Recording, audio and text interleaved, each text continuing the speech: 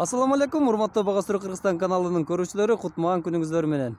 Каракулжадан келатып, Ош-Бишкек жолунда, трассанын боюнда биз дайым көрүп өтүп жүргөн бир кара дүпүйгөн сонун бак бар.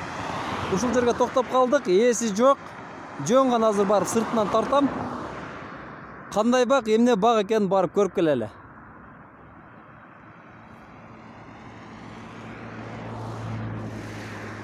Мына достор, ошол дүпүйгөн бак.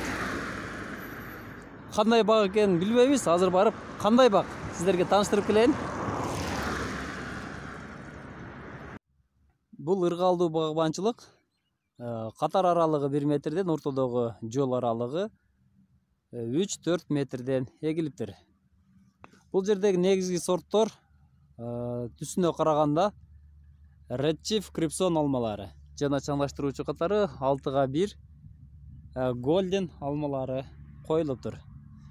Бул алма бак кадимкиле өзүбүздүн арык аркылуу суугаруу менен суугарылат экен. Ортодогу аралык айдалып салынат экен. Кадимкиле биздин суу менен суугарылат экен. Тамчылатуу системасы жок экен берде. Кадимкидей эле биздин бактардай арасында чөптү өстүрүүгө болот экен.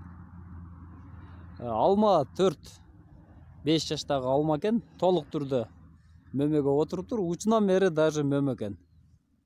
Бул бутактарды жашартып туруш үчүн бул жерде эми мындан кийин мөмө бутактарды кыскартып, чоңойтуп алыш үчүн кыскартып туруш керек экен.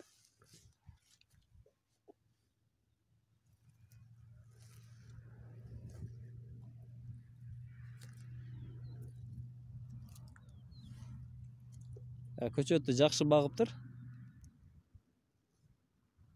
Денесинде оорулар көрүнбөйт. Быйыл буюрса бул көчөттөн өтө жакшы түшүм алса болот экен. Бул бактын аркы тарабы кокон гилас, баткен гилас отургузулуптур, ал да жашы дээрлик чоң экен анын бактын. Мына достор, биз дагы ушундай багбанчылыкты өнүктүрсөк болот экен. Кандай гана керемет. Формаларын көрүңүздөр, кадимкиле өзүнүн классикалык формада экен.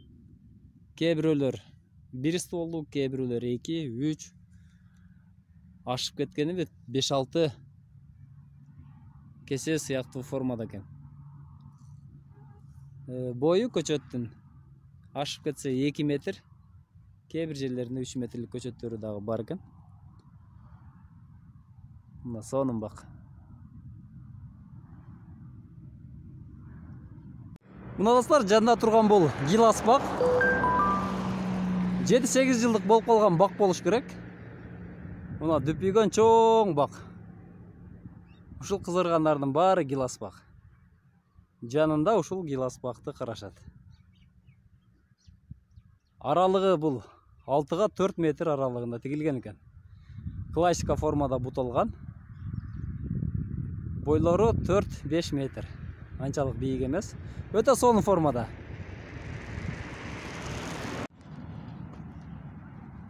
Кээ бирөөбүздүн үйүбүздүн алдында мына ушундай жаңы стройкаларды салып аткан жерлерде 5-10 сотуктан, 15 сотуктан жерлерибиз бар. Ал жерге ар кандай мөмө бербеген дарактарды отургузуп алабыз. Анан базардан өзүбүз химия менен бышкан жер жемиш алмаларды сатып беребиз. Туугандар үйдүн алдына балдар үчүн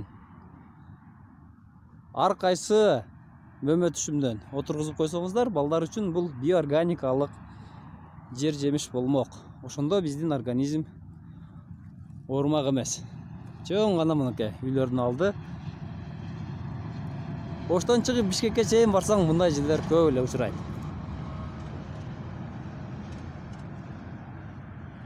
Туугандар, бак кылыңыздар.